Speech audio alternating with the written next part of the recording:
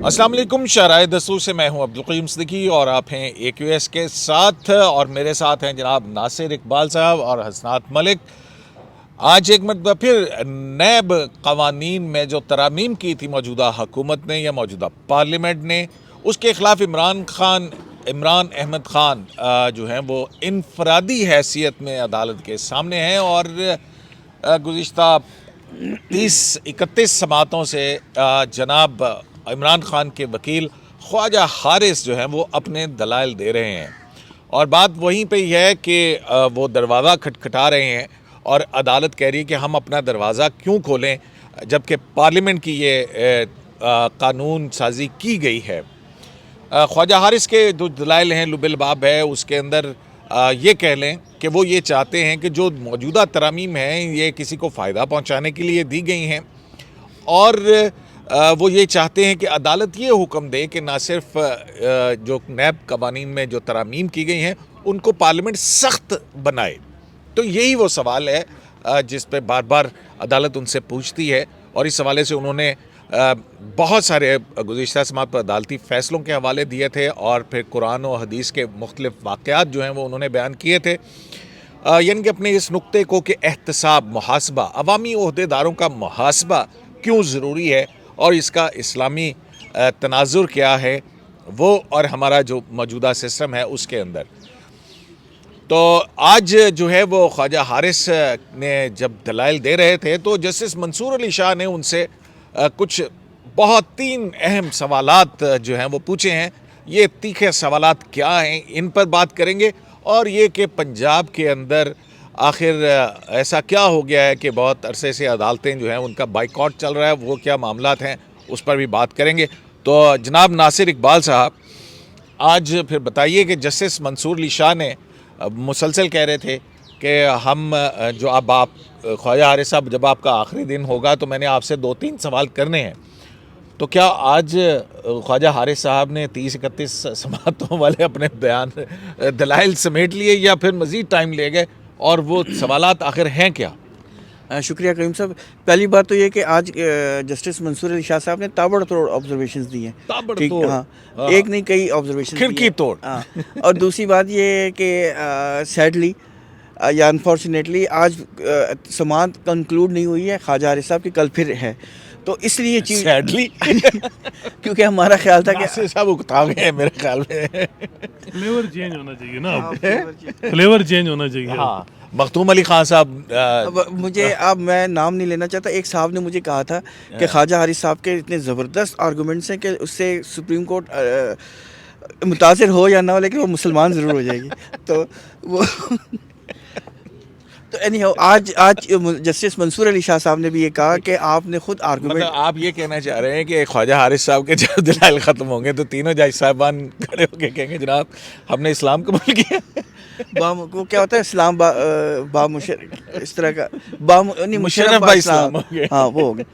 तो जस्टिस मंसूर अली शाह साहब ने आज कहा कि आपकी जो आर्गूमेंट्स है उसके बैकग्राउंड को अगर हम देखें तो आपने खुद हमें कहा है कि मुहासबा कितना ज़रूरी है और इस्लाम के कंसेप्ट में ये बहुत ज़रूरी है कि मुहासबा हर एक का होना चाहिए। तो फिर मैं आप मतलब जस्टिस मंसूर अली शाह साहब कह रहे हैं, मैं आपकी तवज्जो सेक्शन 5(n)(4) की तरफ दिलाना चाहूँगा, नेशनल अकाउंटेबिलिटी ऑर्डिनेंस की तरफ, जिसमें आर्म्ड फोर्सेस को उन्होंने निकाल दिया। तो उन्होंने ये सवाल किया कि क्या ये डिस्क्रिमिनेशन नहीं है, आप इसमें हमें सोच के बताएं। उन्होंने कहा कि जुडिशरी जो है, जो जजेस हैं, हम आते हैं, हम उन हम बड़ी इंपॉर्टेंट है। जस्टिस मंसूर अली शाह साहब ने कहा है कि हम अकाउंटेबिलिटी केस में मेरा ख्याल है उनको कह दिया था कि जजों को भी हटा दें। असफर यार वली का आज बार तस्करा भी हुआ है ना। हाँ बिल्कुल, वो जब नैब ऑर्डिनेंस चैलेंज हुआ था 2000 में। बिल्कुल, तो उसमें जस्टिस इरशाद हसन खान की सरबराही में, लेकिन उसमें तो हसनात साहब ये भी कहा था ना कि इसी में कि चेयरमैन नैब का तकर्रुर जो है वो चीफ जस्टिस के मशवरे से होगा, ये भी तो कहा था। ये भी कहा था। और दूसरा उसमें एक और भी चीज़ हुई थी जो ख्वाजा हारिस साहब ने भी बार बार उसका तस्करा किया कि आपने, सुप्रीम कोर्ट ने कहा था गवर्नमेंट को कि इस नैब ऑर्डिनेंस को फंडामेंटल राइट्स के अंदर लाने के लिए ज़रूरी है अमेंडमेंट करने की, वो आप करें। तो उन्होंने अमेंडमेंट करवाए थे ताकि वो फंडामेंटल राइट्स की जो थ्रेशहोल्ड है उसमें फॉल करना शुरू कर दें। मतलब है कि वो जस्टिस मंसूर अली शाह के इस बुनियादी सवाल का जवाब दे दिया उन्होंने कि कैसे सुप्रीम कोर्ट पार्लियामेंट को कह सकती है कुछ, क्योंकि ये तो अवामी मुंतखब नुमाइंदों का कहना है ना कि भाई वो क्या कानून बनाते हैं, कानून मौजूद है, उसको हम सख्त बनाने के लिए कैसे करें। नहीं, आज ख्वाजा आरिफ साहब ने एक और केस का भी तज़किरा किया 2020 का, वो मैं अभी बाद में बताऊंगा। अच्छा, ये कोर्ट को कन्विंस करने के लिए कि आप कह रहे हैं कि हम कैसे इंटरवीन करें पार्लियामेंट्री मामलात में, लेकिन आपने किया है पास्ट में, तो वो मैं वो अभी ठहर के बताता हूँ। पहले मैं ये सवाल बता दूँ, वो बड़ा इंटरेस्टिंग है वो भी। तो इस पर अच्छा, उन्होंने कहा कि क्या ये डिस्क्रिमिनेशन है, आप हमें इस पर सोच के बताएं। नंबर 1। नंबर 2, मतलब जस्टिस मंसूर अली शाह कह रहे हैं कि नैब ऑर्डिनेंस से आर्म फोर्सेस को निकालना जो है वो क्या डिस्क्रिमिनेशन नहीं है, जबकि जज साहिबान जो हैं वो नैब ऑर्डिनेंस के नीचे आते हैं। स्पेशली जब आप खुद कह रहे हैं कि माजबा सबके लिए ज़रूरी है और इसकी अहमियत है, और जो आम लोगों के फंडामेंटल राइट्स ब्रीच होते हैं, और जो डाउन ट्रोडन लोग हैं, जो गरीब लोग हैं, उनके राइट्स का तरीका ही यही है कि अमीर लोग। आपके इल्म में है कोई ऐसी प्रेसिडेंट के किसी जज का इस तरह से एहतसाब हुआ और नैब ऑर्डिनेंस के नीचे? नहीं, मेरे जहन में तो ऐसा अनप्रेसिडेंटेड है, अभी तक तो ऐसा नहीं हुआ। लेकिन बहरहाल उन्होंने कहा कि हम फॉल करते हैं, हम होते हैं। ठीक हो तो, गया। वैसे तो पिछली दफ़ा भी जवाब यही दिया गया था। आपको याद होगा पुरानी प्रोसीडिंग्स में ख्वाजा हारिस साहब ने ही किया था कि जब आर्मी ऑफिसर रिटायर हो जाता है और किसी सिविलियन पोस्ट में आता है, फिर वो हो सकता है। इवन सर्विंग जो है वो अभी वो एक वो पड़ी भी है ना, एक नैब की जो अभी पिछले दिनों हुआ था, जिसमें यही था कि इस्लामाबाद हाई कोर्ट तो हेल्ड कर चुकी है और जनरल परवेज मुशर्रफ के खिलाफ कह चुकी है रेफरेंसेस का। वो भी, और दूसरा इवन सर्विंग आर्मी जनरल भी अगर ऐसी एंटिटीज में का वो सरबराह है जिसमें कोई स्कीम आया, मतलब तो फौजी फाउंडेशन का है, डीएचए का है, उसमें है। वो अलग बात है कि नैब क्या करती है, प्रैक्टिकली है या नहीं, लेकिन किताबों में है वो। तो अच्छा, दूसरा उन्होंने सवाल किया जो भी वो भी बहुत अहम है। उन्होंने कहा कि जी, ये जस्टिस मंसूर अली शाह का दूसरा सवाल, शाह साहब का दूसरा सवाल, उन्होंने ये कहा कि देखें, लाखों या हज़ारों लाखों लोग जो वोटर्स होते हैं, वो एक शख्स को पार्लियामेंट में भेजते हैं कि वो उनकी राइट्स को प्रोटेक्ट करे और उनको रिप्रेजेंट करे पार्लियामेंट में, यानी उनकी आवाज़ बने। लेकिन वो शख्स कहता है कि नहीं, मैं पार्लियामेंट में तो बात नहीं करूंगा, मैं तो सड़क में बात करूंगा। तो क्या ये जायज़ है? और उन्होंने कहा कि ये आप हमें बताएं कि जो पार्लियामेंट्री डेमोक्रेसी का कंसेप्ट है, क्या वो ये उसमें ये उसकी अहमियत है, ये फुलफ़िल करता है? और क्या ये जो है, जो लोगों ने भेजा है, उनके ख़त्म गसब नहीं होते? मतलब कहने का मतलब है कि लोगों ने इलेक्ट करके आपको पार्लियामेंट में भेजा और एक लीडर की मंशा के या जिद के बाद वो जो है ना सारी पार्टी बाहर बैठी है, पार्लियामेंट्री किरदार अपना अदा नहीं कर रही है, तो क्या ये आइन के मुनाफी नहीं है? क्योंकि लोगों ने तो आपको पार्लियामेंट में भेजा था, और वही बात आप सड़क पे क्या कर रहे हैं? और जो बात उन्होंने पार्लियामेंट में करनी थी वो सड़क पे कर रहे हैं, धरने की सूरत में या प्रोटेस्ट की सूरत में या जो प्रेस कॉन्फ्रेंस की सूरत में, यूट्यूबर से इंटरव्यूज की सूरत में। हाँ, ठीक है। जबकि ये सारी बातें आप पार्लियामेंट में कर सकते हैं। इसकी मिसाल ये भी है कि जब नैब, अच्छा, तो तीसरा सवाल, अच्छा, जैसे नैब की जब अमेंडमेंट्स हो रही थी, तो आपने वहाँ आवाज़ क्यों नहीं उठाई थी? ये बात पहले भी नहीं, तो उन्होंने कहा नहीं, हम तो ऑर्डिनेंस जारी कर रहे थे। हाँ, तो खैर उसके बाद तीसरा सवाल ये है कि उन्होंने कहा कि ये मुझे काफ़ी डिस्टर्ब करेगी एक बात, कि यही मामला, यही अमेंडमेंट्स इस्लामाबाद हाई कोर्ट में भी चैलेंज हुए हुए हैं और वहाँ ये पेंडिंग है। तो हम ये केस सुन रहे हैं, अगर हम एक डिसीजन दे देते हैं तो जो पिटीशन इस्लामाबाद हाई कोर्ट में पेंडिंग है वो इन्फ्रक्चर्स नहीं हो जाएगी, स्पेशली इस नुक्ता नज़र से कि हमने उनकी बात नहीं सुनी जो वहाँ पिटीशनर आए हुए हैं, लेकिन हमने एक जजमेंट दे दी। तो आप हमें बताएं कि ये क्या दुरुस्त होगा? क्या ये दुरुस्त होगा? इस पे ख्वाजा हारिस साहब ने कहा कि ये उनकी चॉइस है, उन्हें चाहिए था कि वो यहाँ भी आ जाते, लेकिन उन्होंने नहीं किया। हाँ, और लेकिन साथ ही ये भी कहा होगा उन्होंने कि जनाब आप जो है वो रिकॉर्ड भी यहाँ पे मंगवा सकते हैं, आप बाइख्तियार हैं, आप सुप्रीम कोर्ट ऑफ पाकिस्तान है, सुप्रीम कोर्ट और आप रिकॉर्ड मंगवा लें या वो प्रोसीडिंग स्टे कर दें। बिल्कुल, या उनकी प्रोसीडिंग स्टे कर दें।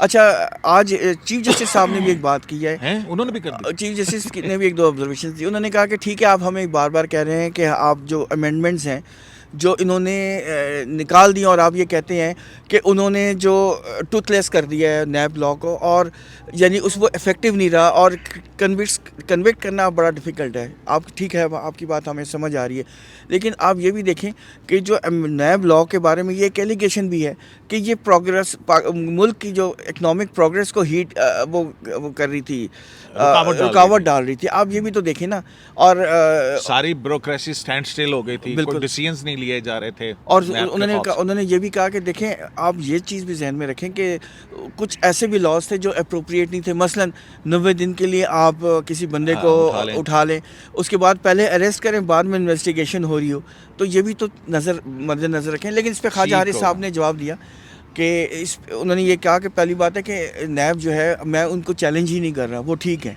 वो वाले अमेंडमेंट्स ठीक हैं जो हुई हैं।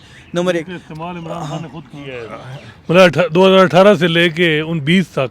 हाँ, इवन इमरान खान साहब खुद कहते रहे कि यहाँ जनाब खुद नैब को जो है ना वो करना पड़ेगा, हमें फलाना होगा, नहीं, फिर नहीं। ऑर्डिनेंसेस आए, उसमें से साहब ब्यूरोक्रेसी जो- फलां को निकाला, No, no, policy no, no, making जो इंस्टीट्यूशंस को गिरफ्तार निकाला। करके जो चेयरमैन नैब जो है वो कौन सी सरकार तैयबा गुल। हाँ, सर से पाँव वाली सरकार, हाँ। वो उसने जिस रास्ते में तरीके जो से भी आएगा जुल्म मैं नहीं किया, देखूंगा। वो सियासतदान जो ज़्यादा बोलता था उसको गिरफ्तार कर लिया, बेल मिलती नहीं थी। तलत साक केस में बेल को का जो पैरामीटर थे वो टाइट कर दिए थे।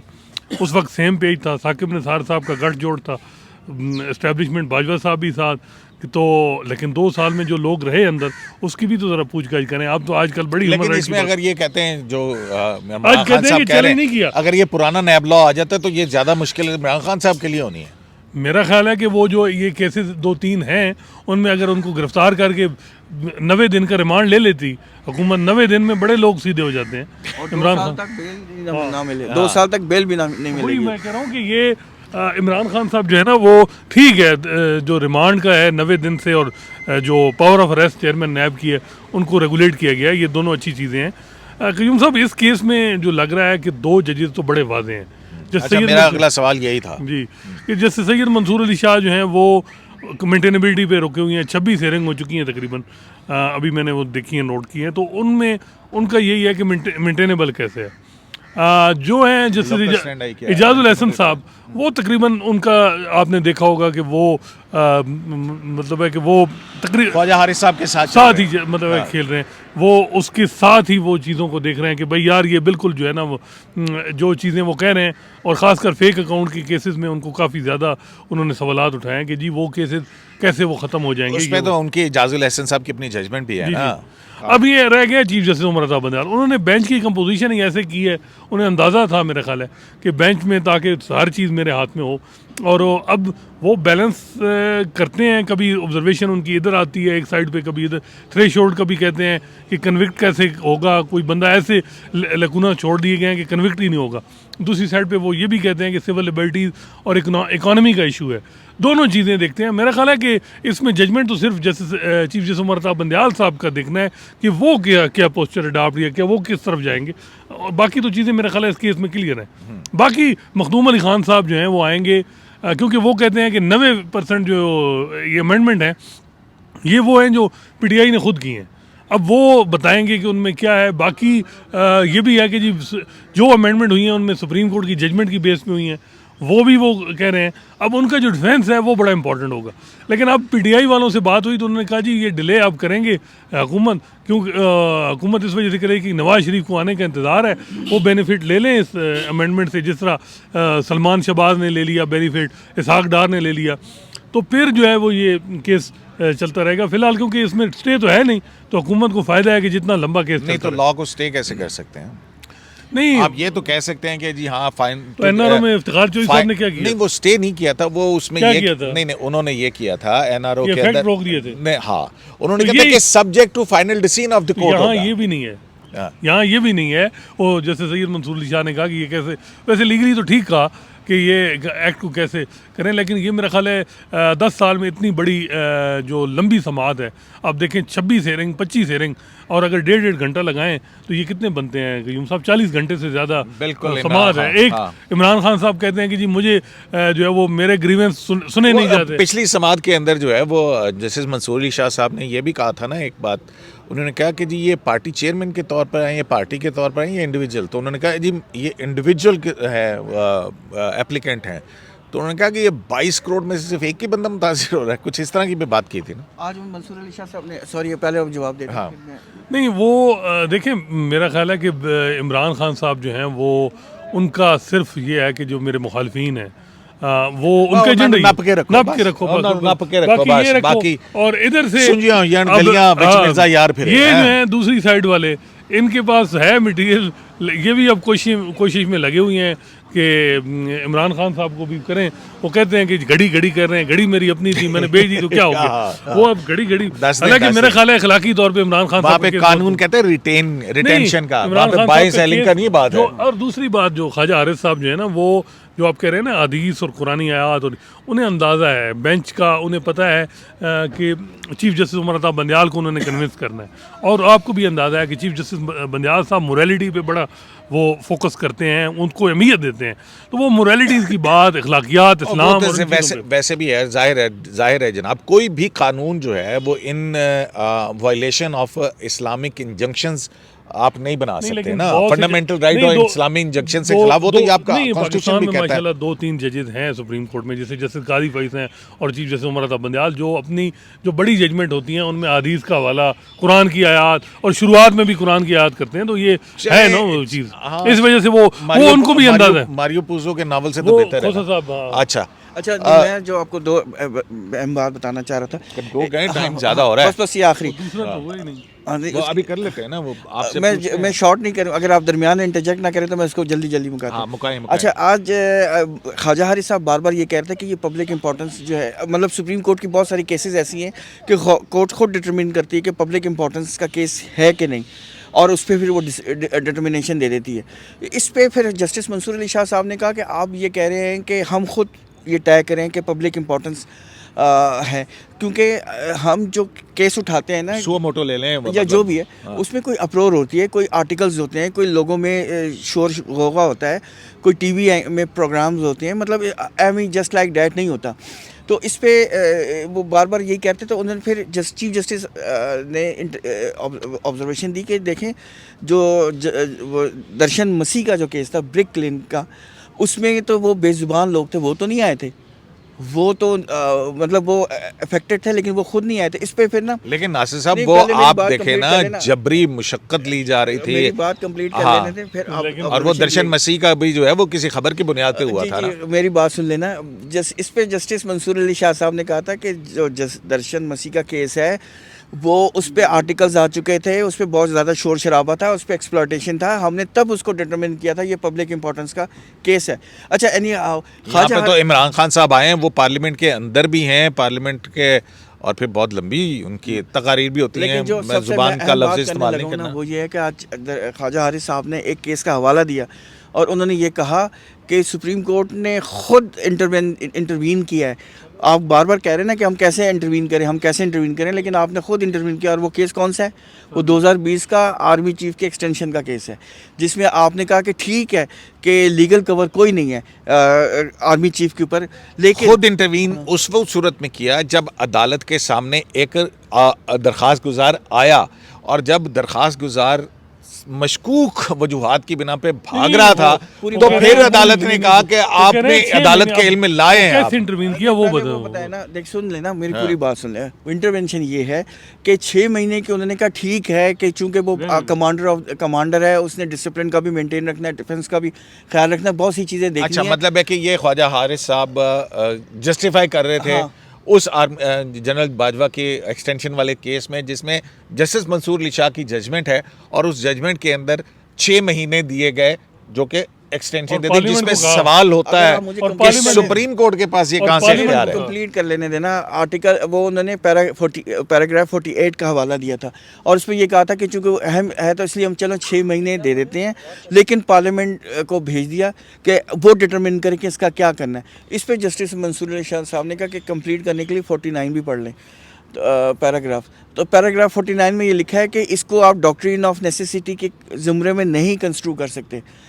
ठीक है कि लीगल कवर नहीं था, और वो सुप्रीम कोर्ट ने लिख दिया तो आप नहीं कर सकते, लेकिन मुझे आज फिर ये क्या मंसूर अली शाह साहब ने इस सवाल का जवाब दिया कि वो 6 महीने जो हैं, और उन्हीं की जजमेंट है वैसे वो, हाँ उन्हीं की जजमेंट। वही तो मैं कह रहा हूँ कि वो 6 महीने कैसे दे दिए। देखें, ख्वाजा हारिस ने तो जनरल बाजवा साहब डबल उसका जवाब डबल गेम करके थे। जवाब ये दिया हुआ है ना कि वो इम्पोर्टेंट पर्सनालिटी है, इन अ सेंस कि उन्होंने डिफेंस के बारे में डिसीजंस मेकिंग करनी है।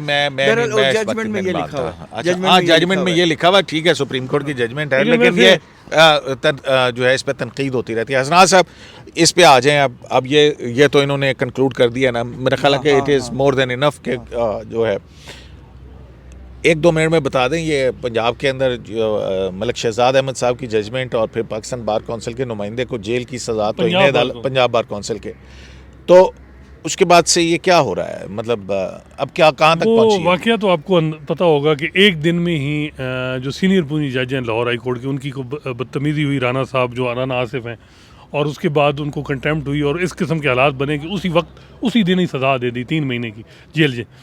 तो वो उस पर शोर मच गया। प्रोफेशनल लायर जो हामिद खान ग्रुप है वो बैक कर रहा है राना आसिफ साहब को। अभी जो पिटीशन सुप्रीम कोर्ट में भी आई है वो हामिद खान उसमें वकील हैं, आबिद ज़ुबैरी हैं।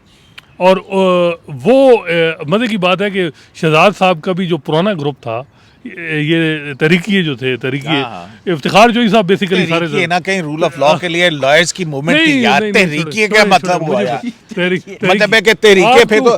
नहीं जज्बाती की बात नहीं है, आप गलत बात कर रहे हैं। मुझे पता है कि आपकी बात गलत है। नहीं सुने मेरी बात सुने, तहरीकी क्या होता है यार? रूल ऑफ लॉ की जजमेंट है नाज़िर साहब। लास्ट जो आपका प्रोग्राम था इसका जवाब है। नहीं देखें, रूल ऑफ लॉ आप लॉयर्स की इस तरह से तो ना करें। लॉयर्स तो भाई मेरे कब से हैं, एलएफओ के खिलाफ परवेज वो क्या नाम लेते हैं, उनके खिलाफ तहरीक, क्या नाम लेते हैं, अयूब खान के मार्शल लॉ के खिलाफ तहरीक। आप लॉयर फोर फ्रंट पे होते हैं यार रूल ऑफ लॉ के लिए, आप तहरीकी है, ये क्या बात हुई? नहीं मैं ग्रुप की बात कर रहा हूँ कि 2 ग्रुप जो है वकला के, एक ग्रुप में जो लायर्स मूवमेंट के बाद में बेनिफिशियरी बने, जो कुछ ले थे लायर्स मूवमेंट का हिस्सा नहीं थे, और कुछ जजेस थे वो पीसीओ नहीं थे, लेकिन वो दूसरे ग्रुप के हैं जो आसमा ग्रुप बात के। बड़ी दूर तक निकल जाएगी, ठीक है ना। लेकिन आसमा जहांगीर भी यहाँ हमारे साथ जो है ना, वो इससे लॉयर्स मूवमेंट में शामिल होते थे। आप उनको भी कहें तरीके नहीं, बाद में नजर आ गया कि वो इफ्तिखार जोई साहब ने रिमांड दिए थे, इस मुल्क में जमहूरियत है तो जनरल कैनी की वजह से, तो फिर समझ आ गई थी ना कि क्या हो गया। देखें जो कुछ किया 2009 से 13 तक इस जमहूरियत के साथ तहरीकियों ने, तो वो माजरत के साथ वो सब कुछ पता है, आपको भी अंदाजा है। अच्छा वो मुझे अंदाजा है, लेकिन मेरा इतराज तहरीकी है के ऊपर है। But it's an insulting. चलें वो आप कहें कि आप वो इख्तिलाफ कर सकते हैं। इस्तेमाल किया था वो इंसल्टिंग नहीं था। नहीं, कौन सा? वो जो मैंने तो चलगोज़ों का लफ्ज़ इस्तेमाल किया। नहीं, वो वकील जो तहरीके क्या कहते हैं अदलिया बहाली तहरीक में हिस्सा थे, अदलिया बहाली की तहरीक। अब मैं ठीक, लेकिन अब जो मर्जी ये वो मुझे ये जो टर्म है लगी बहुत अच्छी है। अच्छा वो तो फिर बहुत सारे तरीके जज भी बैठे हैं हाई कोर्ट्सों में और सुप्रीम कोर्टों में, तो कुछ नायक फार्मूला। नहीं गलत बात है यार, ये लफ्ज़ गलत है हसनात साहब, ये लफ्ज़ गलत है बस। अच्छा वो इसमें ये हुआ कि हामिद खान साहब, शहजाद साहब, आपको पता है ये रावलपिंडी लाहौर हाई कोर्ट के सदर थे और इन्होंने बड़ा रोल था उसमें लायर्स मूवमेंट में इनका। अब ये सारे एक बार का मुकम्मल अच्छा, पूरी अब इस वक्त जो शहजाद गेबर साहब के खिलाफ जो मुहिम चल रही है या जो उसके जो मुखालिफ खड़े हैं, वो सज़ा हुई, उस पर ICA फाइल हुई, ICA ऑब्जेक्शन लग गया कि आप सरेंडर करें वकील, सरेंडर उसने नहीं किया। उसके बाद अब सुप्रीम कोर्ट में अपील आ गई है। उसमें इतलात ये है कि सुप्रीम कोर्ट भी कहती है कि नहीं ये जजेस का मामला है, क्योंकि जजेस सारे इसमें ये हमने देखा था कि मुल्तान में शेर जमान वाला इशू था जिसमें मंसूर अली शाह ने वहाँ एक नोटिस लिया था, तो साकिब निसार साहब ने वकीलों के साथ समझौता कर लिया था। यहाँ इतलात हैं कि अभी तक बंदियाल साहब कोई रिलीफ नहीं दे रहे हैं वकीलों को, हालांकि अब ज़ुबैरी साहब भी उसमें वकील हैं। अल्लाह साहब वाला भी था वो जब यहाँ पे हुआ था सारा। तो अब ये है कि उसमें लेकिन ये एक और चीज़ हुई है क्यूम साहब, वकला में डिवीजन ये आई है कि कल परसों रावलपिंडी बार के जितने पिंडी डिवीजन के वकील थे वो शहजाद गेबर साहब के साथ खड़े, वो चाहे वो दूसरे ग्रुप के हैं, आसमा ग्रुप के भी लोग हैं, कल्ब हसन रजा पाशा, और इधर से वो जो क्या नाम है दूसरे लोग हैं, वो सारे क्योंकि वो कहते हैं जी कि ये लाहौर वाले जो हैं ये हमारा, क्योंकि इन्होंने फ्यूचर का चीफ जस्टिस बनना है तो उन्हें खाम इनको टारगेट कर रहे हैं, किया जा रहा है। ठीक होगी बात। तो अब सुप्रीम कोर्ट मलिक शहजाद अहमद घेबा साहब जो हैं उनके जजमेंट जाहिर है एक हाई कोर्ट का फैसला है और बिल्कुल ये वकला का या जो इफेक्टी है उसका हक है कि वो उसके खिलाफ सुप्रीम कोर्ट में अपील कर सके बड़े फोरम के ऊपर, और सुप्रीम कोर्ट को भी जज्बात से हट के लीगल प्लेन के ऊपर देखना चाहिए और जो है वो आया ये दुरुस्त फैसला है या नहीं है। बहरहाल जो नैब तरमीम का केस है इमरान खान साहब का, उसमें जस्टिस मंसूर अली शाह की जानिब से पूछे वाले सवालात इंतहाई अहमियत के हामिल हैं। कल इस मामले पर क्या होता है, आपसे फिर मुलाकात होगी। शराय दस्तूर से अब्दुल क़य्यूम सिद्दीकी को AQS लाइव से इजाज़त दीजिए। अल्लाह निगहबान।